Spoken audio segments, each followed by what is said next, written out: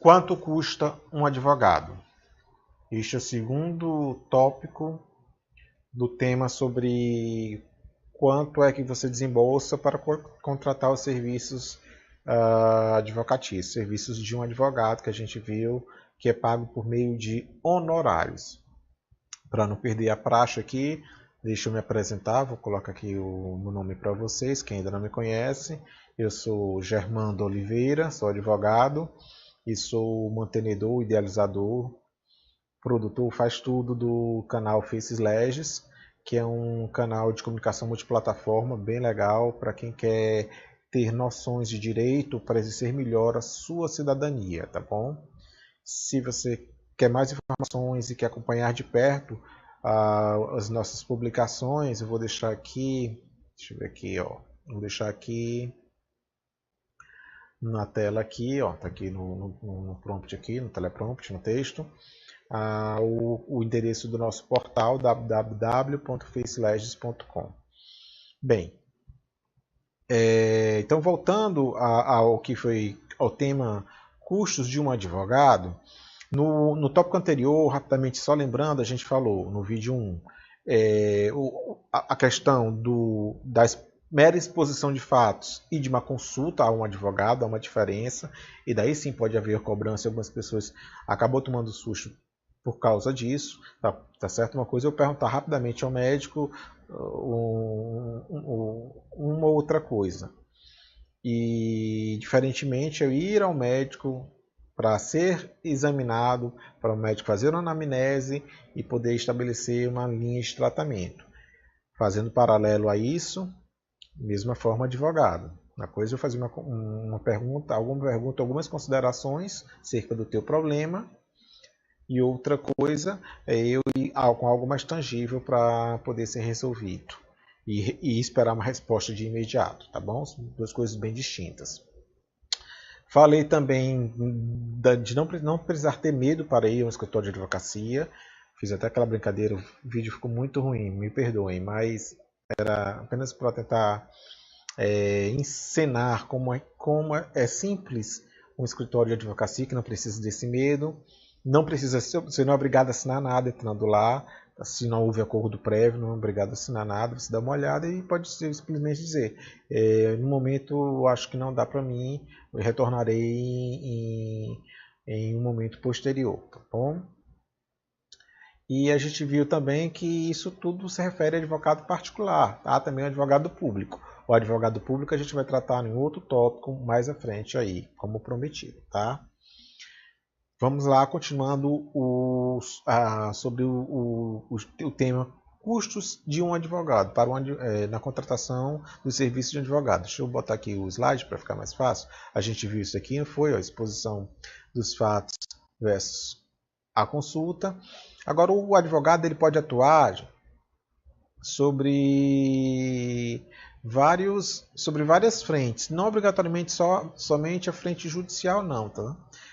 Por exemplo, o advogado pode.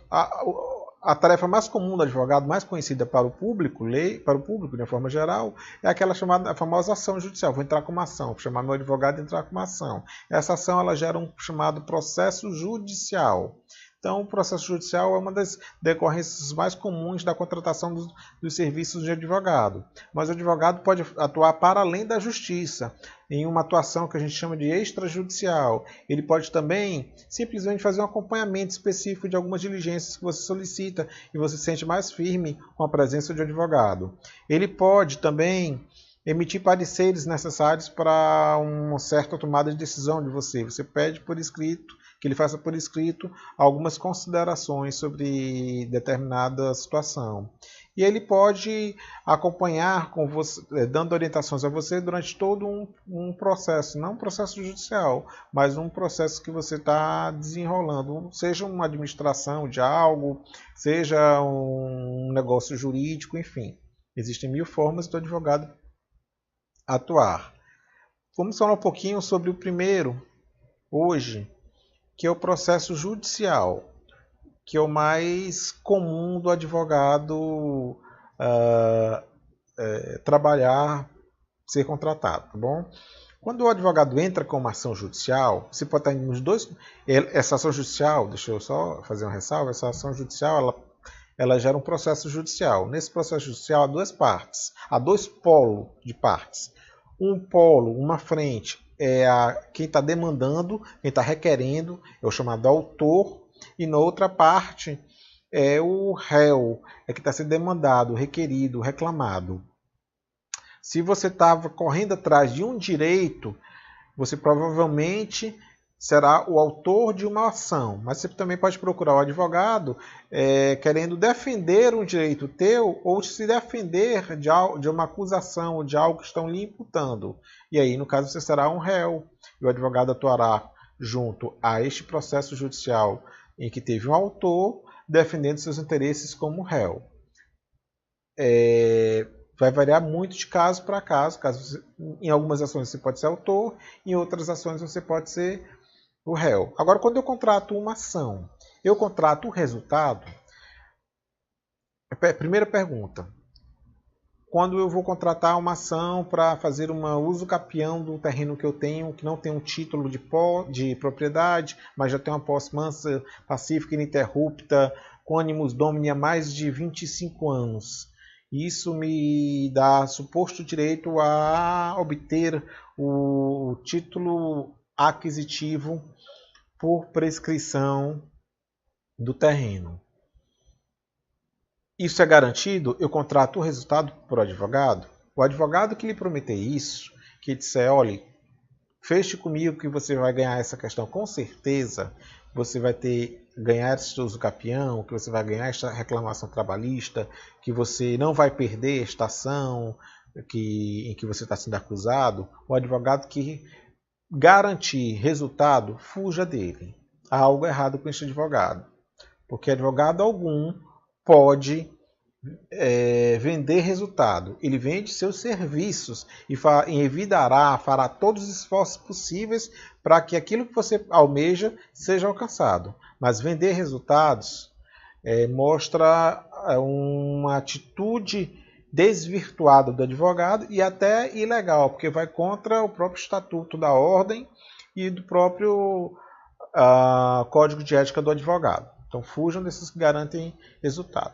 Sim, mas então quando eu contrato uma ação, o processo todinho vai ser só aquela ação que eu cobrei? Depende muito. A gente ainda vai falar mais à frente, quando estiver falando um pouquinho sobre as formas de pagamento e os momentos de pagamento de uma ação.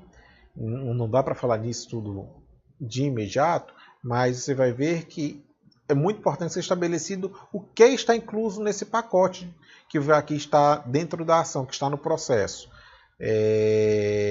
A ação até a fase de conhecimento, inclui execução ou não inclui execução, inclui recurso, não inclui recurso, inclui incidentes processuais, não inclui incidentes processuais.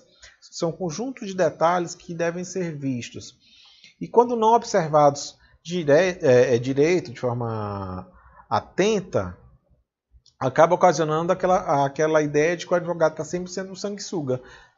Mas, doutor, toda vez que eu vou no escritório de advocacia, o advogado me pede um dinheiro a mais. Isso está certo? Depende da forma como foi contratado.